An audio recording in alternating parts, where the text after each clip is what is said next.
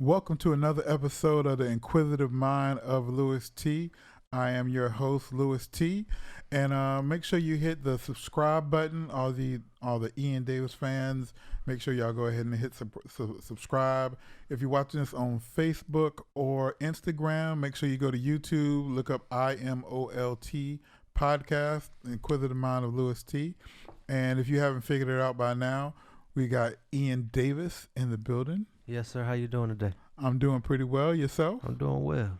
That's good, man. So, we're just gonna kind of do a one-on-one and kind of like find out who is Ian Davis, and try to do a nice in-depth conversation, and probably touch on some places that don't sound right, but go some places that people haven't, and like let your fans know, and the people that want to just know more about you, and kind of go there. So let's kind of start with something a little bit more recent. Okay. Recently, you were on the Apollo. Yes, sir. And you won. I did. I won September 11th. Okay. Oh, that's an interesting date. Yeah, it was. Yeah, but with that, especially in New York. Exactly. It was real interesting. It was a different experience. I got to experience, that day in the eyes of New Yorkers too, because it was a lot of ceremonies and things going on. So not only did I get to do the Apollo, but I got to witness, what it's like, how they celebrate that day and how they honor those victims. Oh, definitely. So a lot of people so you're a winner. Even talking to some people, I thought it was just me, but I didn't even know Apollo was like a competition that you can. I mean, I know that you can win. Mm-hmm. So how did you even get into that competition? So I went online and I was just looking up singing competitions, aside from American Idol and The Voice, because I'd already done those two.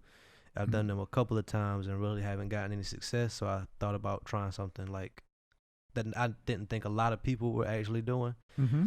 And so I found the Apollo, and I went and auditioned in September of 2018, and 2,500 people showed up in line. Oh, wow. But the catch was they cut off at the first 250 people in line. Nobody else could enter the building after the 250 people got through, which is weird. But probably fire codes or something. I think they said that was just how many people they were willing to see that day. Oh, that makes sense. So out of those 250, I think 100 made it through. Yeah. And then they separated us, and then I came back in February, and I competed, and I came in third. And pretty much you have to place in the top 3 every time you compete to stay in the competition. Mm-hmm. And so I stayed in the top 3 up until September. Actually, no, I got voted off one night, but then I got brought back to the show to compete for pretty much to get brought back into the competition, to renew myself. That's not a good word to use, renew, but I think reintroduce get your spot back. Pretty much, I had to fight to get back onto the competition, and so I ended up winning.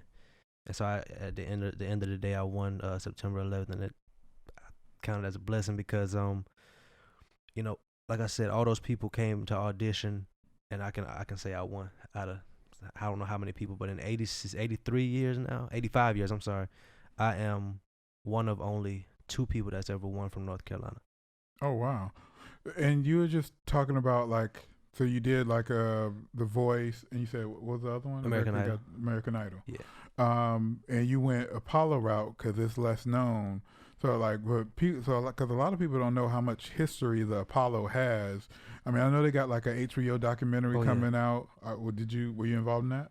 No. I think they were filming during that time because there were always camera crews and everything around, and then the historian was always there, Billy Mitchell, mm-hmm. and he was talking to each one of us and giving tours while we were there to people and everything. But yeah, it's a lot of history, man. The Temptations, Gladys Knight, even MGK came through the Apollo. So I mean, do you think people realize how important the Apollo is for the culture? I would hope they do because it's like that's where pretty much black music got its start. It's like especially black music got its start because they were taking in artists where other people wouldn't. Yeah. Like, so I mean, it's very important to the culture because back in the day, I know like I said during Motown days, to perform at the Apollo was like the biggest thing in the world. Definitely. Do you know who the other North Carolina artist was? I'm not sure, to be honest with you. I didn't even ask, to be honest. Oh, so they kind of like let you know that, hey, you're the second person from North Carolina Yeah. that ever won. Interesting. So what if you don't mind us asking, what does winning the Apollo actually get you? You win $20,000, Okay. and honestly, that's about it. And the title to say you won the Apollo. Yeah.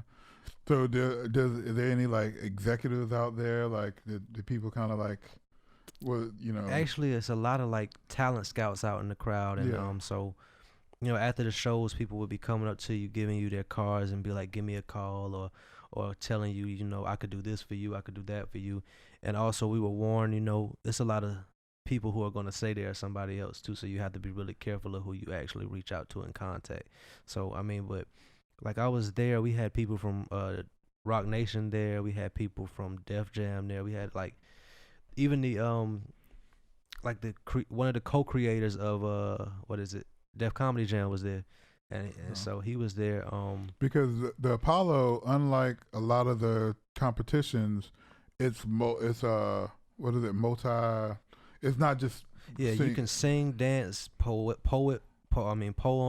are allowed. Whatever you do, it's pretty much you can do anything and get. It's kind of like America's Got Talent. Pretty much. Yeah, so it's just whatever entertainment, whatever kind of entertainment.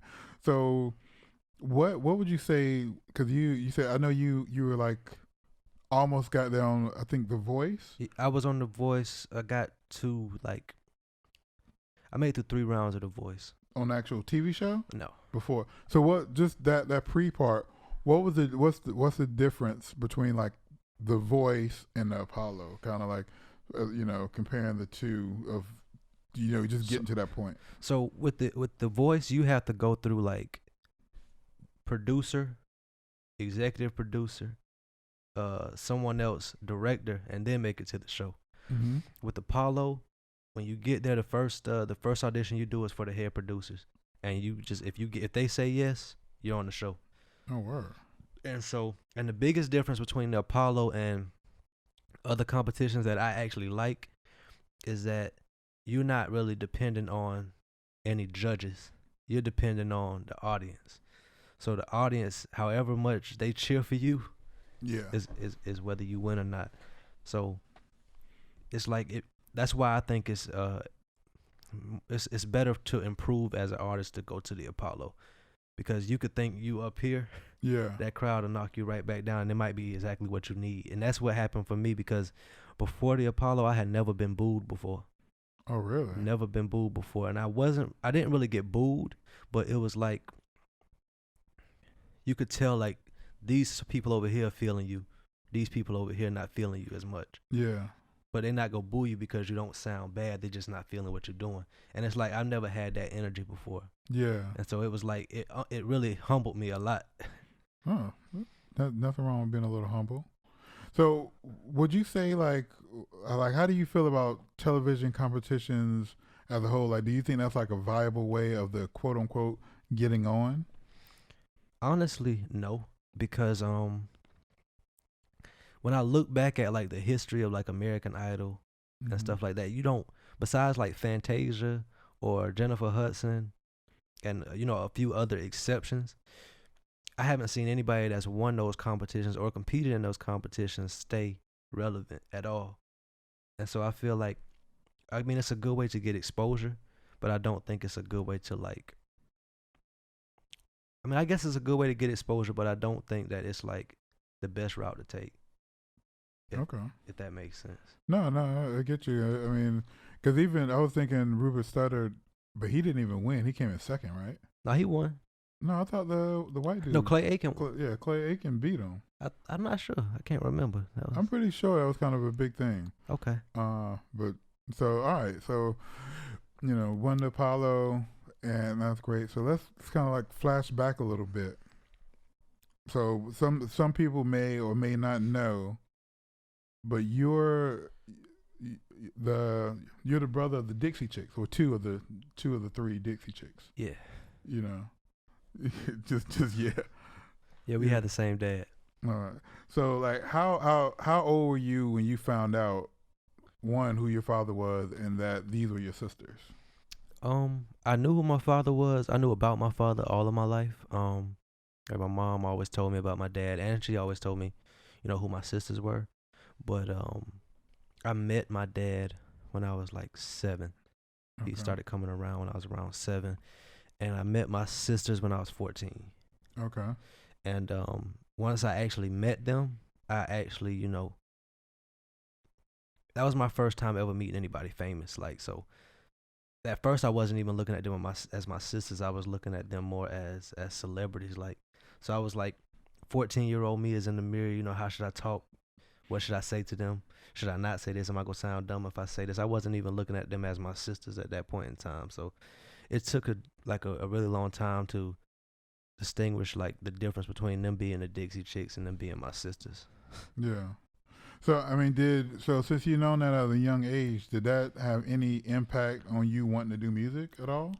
I always wanted to do music, and actually it's funny because people always like assume like because the Dixie Chicks are who they are, Mm-hmm. that I probably got my love of music from that side of my family. Yeah. But actually my grandmother is the reason. My grandmother on my mom's side is the reason I love music. Growing up looking at her singing in the choir every Sunday. Like everybody on my grandmother's side of the family sings.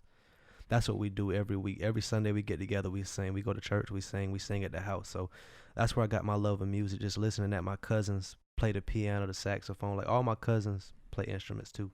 Okay. On my grandma's side and my mom's side. So that's where I got my love of music really. But seeing them is actually what pushed me to believe, I could actually pursue it. Like my love of music came from my grandmother, but actually wanting to pursue it as a career came from looking at my sisters because, just knowing that I'm so closely related to them. Like if my sisters could do it, maybe I could do it. So it gave me the motivation to actually try to pursue my own thing. Yeah, because you've been like singing on a, like, I say high level, like not just for a hobby, since you were what age did you start? Like 14. So, and that was like the same year you met them. Yeah. So that's yeah. I mean, so that's not like a hobby. You Yeah. know what I mean? So speaking of singing at a young age, and speaking of your sisters, tell us what happened on the Australian tour. Well, let's flashback. Let's tell the audience. So the Australian tour was like tell them about how you got on the tour and what the tour was. So pretty much the Australian tour was when my sisters went to Australia. Mm-hmm. They kind of my people that helped me out, my managers and stuff. They pretty much had to audition to get on this Australian tour. And you didn't even know it was with them at first, right? True, yeah. And so I auditioned, I sent in some videos, and then all of a sudden, next thing I know, I'm in Australia the same time my sisters are. And so it was like, not only was I doing like those shows, but I was also doing my own little shows while I was over there. Okay. And so I was like doing like places that like maybe 200 people by myself, going and doing those shows by myself, as well as, just following up with whatever they were doing. And so it was kind of like a big surprise when we were all over there at the same time and doing these shows. So it was like, I didn't know how I got there. They didn't know how I got there. So it was kind of funny. Yeah. So what happened at the end of that? I got kicked out of Australia, actually. Yeah. Okay. Like what led to? I got kicked out of Australia for fighting. Oh wow! Like a fan or? In the audience, yeah. Yeah. Drunk fans were throwing beers and cans up there, and Cause was this around the same time that? this is around the same time as Donald Trump getting elected, and I don't know exactly why. I didn't know we had a problem with Australia at that. I didn't know Australia really cared about American politics that much, but yeah, they were shouting at us. They were shouting at me. Like Trump America, like all kinds of like crazy stuff, like go back to America. all kinds of stuff like that. And so when I got hit in the face with a beer can, like a full beer can, that was about it for me. I jumped off stage and we started fighting in the crowd, and I got kicked out. Okay, yeah, I can. They revoked my work visa and I got kicked out. Wow. And so, considering your family tree and like the recent success of like Lil Nas X, Blanco Brown, have you ever thought about doing like country style music? Yes and no. No. I'm not a big fan of country music. I have some country music that I like, but it's more like soulful country music than like actual country music, I guess. And so I'm not opposed to doing it, and I have one record that's kind of like a country guitar riff over, a hip hop beat. So if I could get it to like modernize country like the way I want to do it, Yeah. I wouldn't be opposed to doing it that way. Like something like Lil Nas X, like that type of music. I wouldn't be opposed to that at all. But like traditional country, no. Yeah. Well, I mean, I think nowadays so many of those lines are being blurred between the two. Like, especially with Lil Nas X, I really like that Blanco Brown song. Are you like the Get Up? It plays on a lot of Instagram memes and stuff. It was really popular. I think I know what you're talking about. Yeah, gonna do the two-step. Yeah. Okay, yeah. So yeah. All right.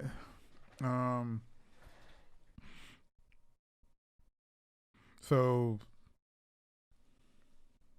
I was trying to think of a clever way of transitioning, but okay. But speaking of like Dixie Chicks, they're your sister. You were talking about you met them when you were 14. You met your dad when you were 7. What kind of relationship do you have with your father, or did? 'Cause I know he's passed. So, but when you were younger, like, what kind of relationship did you like from 7 on? What was the relationship like?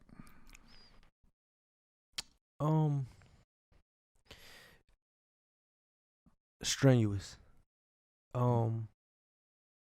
Most of the time I didn't feel like he wanted me there, and so I also felt like I didn't want to be there at certain times. Like it would be long periods in between when we would see each other, but like he would just call out of nowhere and be like, "Yeah, I want to come pick you up this weekend," and then he'd show up, or either he would call and say he's coming to get me and never show up. And so it was more like I just felt, even though he was in my life, I still felt like he wasn't in my life. But I had a lot going on during that time period as well. And so it was just like I just felt like I didn't really feel. And what like age is this? Like my dad was in my life from the time I was 7 to around the time I was around 15 or 16. And so like I just had like a lot of things were going on that a lot of people didn't know about. And I also just like with my dad, I just felt like he didn't want me. Even though he was around me, I still felt like he didn't want me. Yeah. Okay. I mean, I guess I got. And did you feel like? Did you just? Was it because he wasn't with your mom, or is it just you, like when he came in like as a, I know the words. I understand what you're saying, and it's hard to vocalize sometimes. But if you can try, like, if he's making an effort, because there's a lot of dads out there that don't make that effort at all, so it's kind of obvious. And then there's sometimes there's men that do make that effort, but it looks, sometimes the mom can make it seem like they're not making the effort. So like, especially looking back at now as a young adult, looking back at it, like how, like what made you feel that way? My mom always wanted me to spend time with my dad. And so whenever he would call, she would never tell him no. She would never say, he's not coming. But even when I was there, like when he would pick me up, he lived 30 minutes away. And so he would call, and he bought me a cell phone so that he could call me directly. Mm-hmm. So he would call me, We talked. He would pick me up, and I would go to his house, and then I'd never see him almost until it was time for me to leave. Like, he'd be outside. He'd stay away from the house when I was there. And I would just be in the house by myself most of the time. And then he would come in, sit down on the couch. He didn't really want to be bothered. And then he would go in his room and go to sleep. He stayed in his shed most of the time when I was there. I'd go out there and speak. He would never he would hardly ever turn around to like talk to me. He would talk to me over his shoulder. Like, so that kind of stuff like just made me feel like, okay, well. Yeah, like why did you even come get me? And then eventually you end up living with him, right? I stayed with him for a little while, like some summers and stuff like that when my mom was like sick. Mm-hmm. And so yeah. I went down there and my mom I didn't go back up there for a while after I came back. When you say up, I didn't go back. Well, I live in Leland and he lived in Charlotte. Okay. So I didn't really go back around him after that. After came home and I got hurt up there, and I stopped going up there. And how did you get hurt?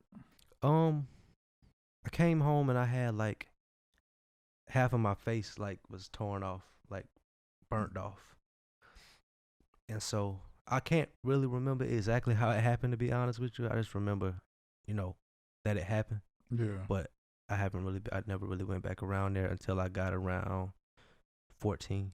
Yeah.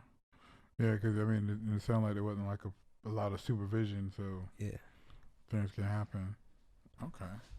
And I know talking to you, and we never really talked about the terminology, but would you say, like, and this has been something that I've talked about on a couple episodes of the podcast and some of the stuff even before doing the podcast, would you say, like, you're in recovery? Or I know you did rehab. Mm-hmm.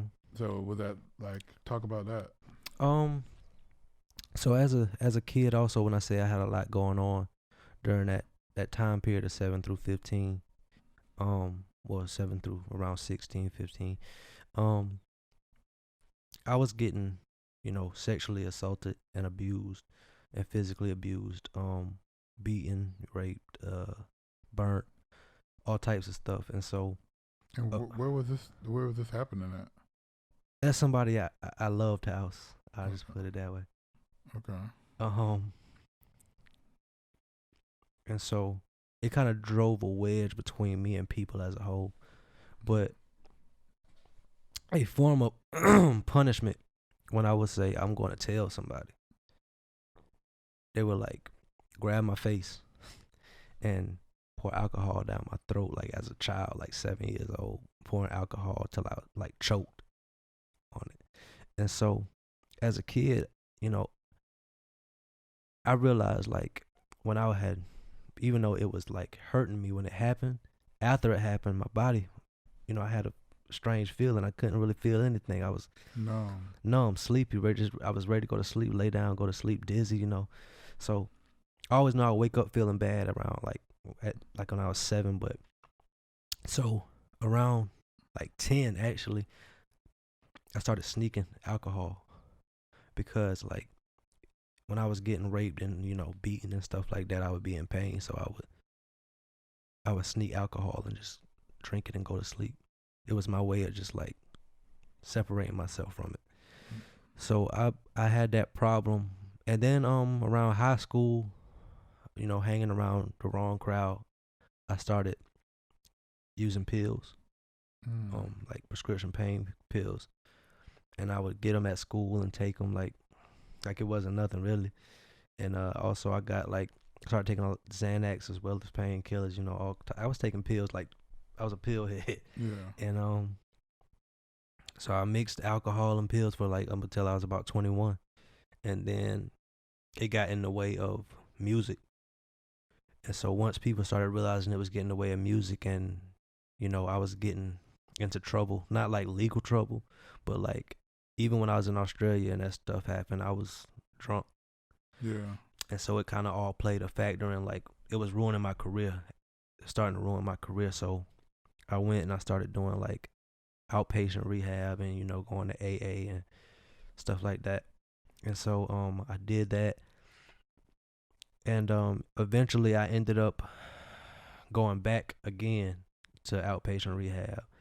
And now I've been doing pretty good. Now I've been sober for about a year and a half now, 2 years. Oh, congratulations. Appreciate it. I think DMX kind of like checked himself back in, and people was worried that he relapsed, but he's like, he was making sure he didn't relapse, you know. So like, is that so do you consider like yourself is that the same thing as like being in recovery? I say that I will always be in recovery because it's a lifetime journey. Like, absolutely. Like I said, it's something that we touched on, and like me, I touched on it before. Like, I don't have any like substance abuse issues, so it was kind of hard for me to understand. You know, like the slippery, it could be a slippery slope. Absolutely, and I also I feel like I've been told by almost like everybody in my corner, you know, I have an addictive personality as well. So like, not only do I get addicted to substances, I get addicted to like people as well. So like, when somebody comes in my life, I latch on quick. Yeah. And then it's like extra hard when they leave. So like, you know, I get addicted to feelings. Like it's like if I have a girlfriend or something like that, I might latch on quick, and it's like I'm all in. Yeah. Because something that I suffered from, just like from all those years of like physical and, you know, mental abuse and being raped and everything, was like I never really felt like, you know, who loves me, who's going to love me like this. So like, when new people come into my life and tell me they love me, it's like I'm like, okay, I'm right here. I'm not like, I'm in this. Yeah. And so it's like I don't ever like losing the feeling of losing somebody that I love. So it's kind of hard for me. But like I said, like you said, it's a lifelong journey. So I feel like I'm always a step away from falling back. So I try to keep my eyes forward. Yeah, and I know especially in this industry, it's kind of hard to keep that journey, or that, you know, stay focused. And I know you're like you're big with like domestic abuse. Absolutely. And stuff like a big champion of, not a champion of domestic abuse, but like awareness and preventative and all that kind of stuff. Absolutely. I like to talk to people and let them know about my journey, because I never know who it's going to help. And so one thing I always try to just tell people, you know, I feel like, and I've learned that I never tell somebody how they should have reacted or what they should have done in a situation, because even if I had a similar, you know, occurrence, I'm not you. So I can't tell you, you shouldn't have did this, you shouldn't have did that. Like, I feel like that's a big problem that people have, like especially with people who are suffering from addiction. Mm-hmm. Like, they'll say you didn't have a reason to do that. You never have a reason to do drugs. You never have a reason to turn to alcohol. But when somebody's like in a mental space that like they feel like they can't get out of, I don't feel like anybody has a right to tell them how they should have done it. Yeah. Just because that's what you would have done. Yeah, you can't buy something with somebody else's wallet. Exactly. You know. No, so I definitely understand that. Now, I'll probably have some links in the description about recovery if y'all, you know, for those that's interested to know more about that. But let's, you know, you're a musician. Let's get back to the music. Let's flash back or flash up to 2016. Yes, sir. You know, 2016, you performed for the president? I did. 2016, I got invited to the White House. I put out a song called Stand Up, and it's my biggest single to date. It was pretty much, I wrote it actually about the port city, because someone I knew got killed at Hannah Block, Josh Prouty. He got killed outside of the USO Center.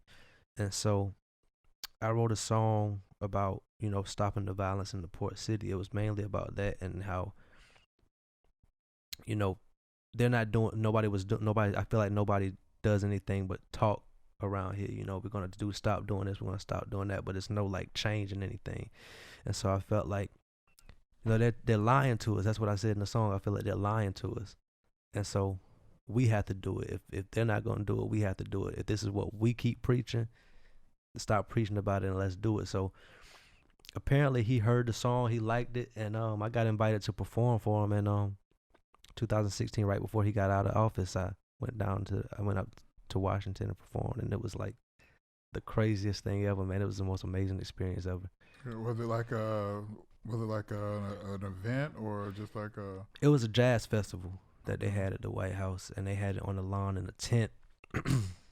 And so we didn't get to meet the president, but we got to see that he was seated in an area, but we got escorted onto stage to perform, and we got escorted right back off. Like, so we didn't really have time. We weren't able to like get up close and personal, but just to be there was an honor, and just to know that I got invited there was an honor. So, that's still dope. And so that you said that was your biggest song, but you recently released "Still Here." Yeah. What was the motivation behind that single? In January of this year, I got into an accident that they say almost took my life. I was paralyzed, and I had to, you know, regain strength in my, not like where I couldn't walk paralyzed, but I had partial paralysis in my left side. Like, if you know what a sleep, like, you know how when your hand goes to sleep or your foot goes to sleep, I had that feeling all throughout my left side.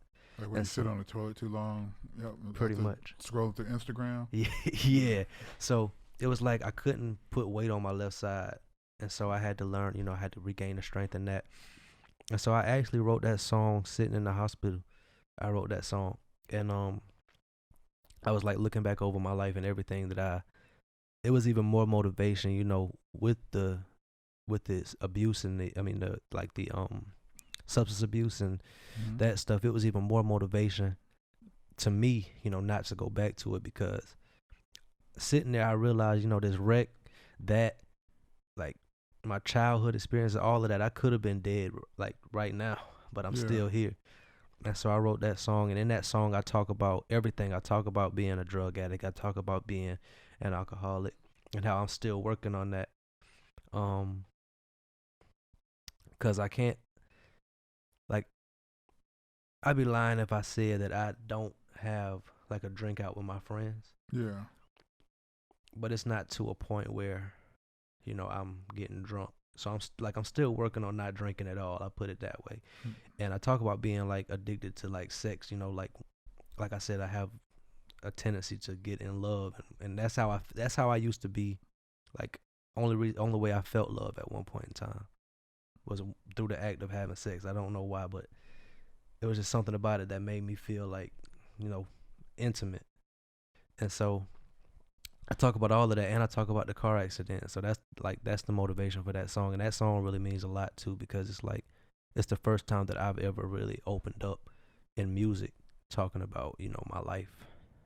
Yeah, because and we were talking before recording, that song's different than other music from Ian Davis. Absolutely. Like, so, you know, like that's very personal, you know, you might say inspirational. Yeah.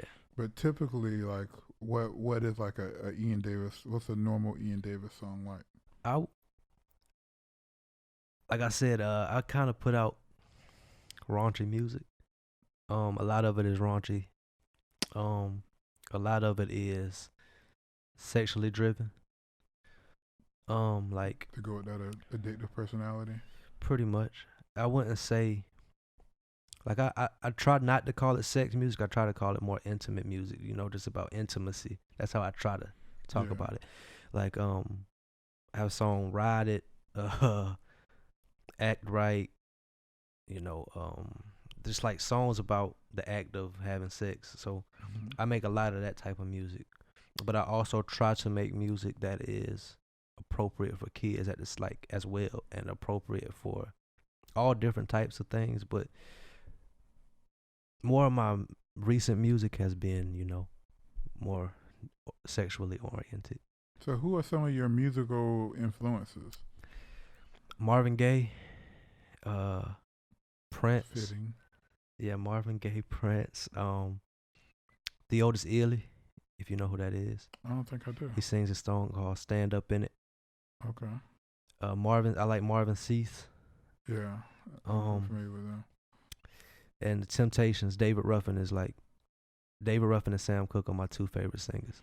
And Sam Cooke, and that's the song to tie it back. And didn't you sing Sam Cooke in the Apollo? I did. It's I actually sung it at the White House as well. It's like that was one of the first songs that I actually sung like on a professional stage, and so people always ask me to go back and sing it. And so it's one song that I keep in my pocket, and that's actually the song that I won the Apollo with. Okay. A Change Is Gonna Come. I mean, that's a really good song. So Absolutely. if you can pay, but if you mess it up, I'm sure the Apollo would have got you up out of there. Oh yeah. What do you think of the current state of R&B? Because like all the people that you named are, definitely like old, the older generation, like Motown and of that era, except for Prince. Prince is still older, but not necessarily Motown. I feel like the state of R&B now is, like we said with country, it's starting to turn into more pop than it is R&B. I feel like most of the mainstream, like people that are R&B artists, like Chris Brown and like I feel like it's turning like more popish, but there are still some like people. I like, this is my personal opinion. Yeah. I feel like Tank's still putting out real R&B. Anthony Hamilton, I feel like is still putting out like real R&B, even though he doesn't. Has he dropped anything? He dropped the album last year. Oh, really? Like the Hamiltones, I'm a big fan of the Hamiltones. And Raheem DeVaughn, I'm a big Raheem DeVaughn fan, and so I feel like R&B is so Neo. That's kind of like soul, Neo like soul R&B, like Neil. Like I feel like it's still here. Music Soul Child, Jill Scott, that kind of stuff. I feel like R&B is still here, but it's like slowly like turning into like another genre. Yeah. So what about some of the newer school people like Summer Walker? I like Summer Walker. Sir, like there's like a whole new wave of R&B. Someone I really like, she's on Dreamville. Cause she got the Cocoa Butter song with J. Cole, J. Cole, Shea Butter. She got a song called Shea Butter. I think I know who you're talking about. Ari Lennox. Ari Lennox, yeah. I like Ari Lennox, and I like Summer Walker. Yeah. Okay. So like, what is next for Ian Davis? Next, I have an album I'm working on that's coming out November 15th. Okay. It's called Love Fiend. It's a concept album pretty much about being addicted to love and looking for it in all the wrong places, and like it's pretty much like I said, I'm coming out telling my story about my addictive personality pretty much, and how these are all the things that I went looking for love in, but I had to learn to love myself, and so that's what the album is about. Fiending for love, like, and realizing love is a feeling you have to have for yourself before you can find it anywhere else. Okay. Any features, collaborations, anything like that? What can we look for? How many? And then, like, I know, is it going to be one of those short albums that's popular today, or like a full length? It's 11 songs. Okay. I got a few features. Breeze Davis, Timane. Let's see who else. Triple E. Triple E's on the single that's available. You can stream that right now, right? Yeah, Minute. Yeah, Minute. So Apple Music, Tidal, streaming services. Absolutely. So yeah, those are some of the features I can't. And Reef Marley. Reef Marley. Okay. Yeah. And so most of those people, a couple people from the port city. Yeah. And like some of the other people. Where are some of the other people from? Timane is actually my cousin, and so he's from like the East Arcadia area. Okay. But he's living in Charlotte now. But yeah. Okay. Have you ever thought about, or has there ever been talks of collaborating with the sisters? There have been. We actually made a song together. My first song I ever recorded, I recorded at, like, when I say I got my start when I was like 14, was at their studio in their house. And they played the instruments and some background on. I just never put it out because it was trash. But the vocal, like the lyrics and not the lyrics, but the vocals. Yeah. It was trash. Okay. I might still just put it out just to have it, for the clickbait.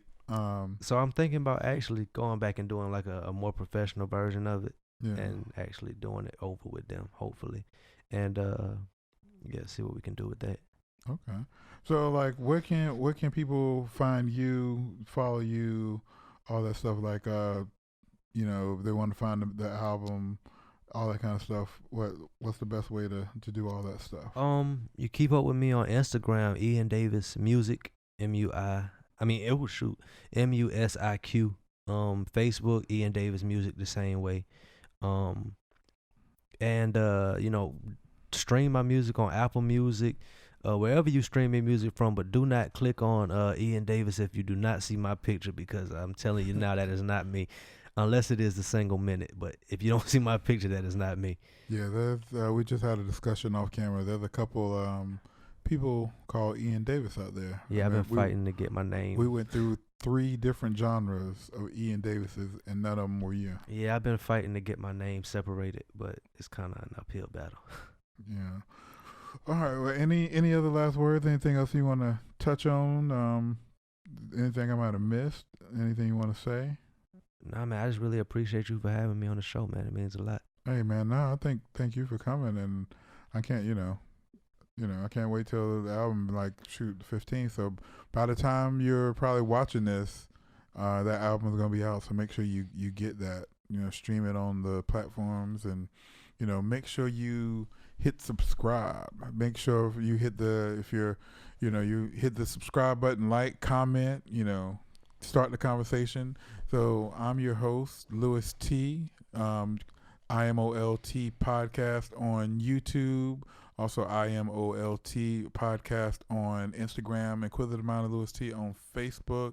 Like I said, if you're just watching a clip of this on Instagram or Facebook, make sure you search on YouTube to find the full episode. Or if you're finding, on one of his social medias or whatever, find me too.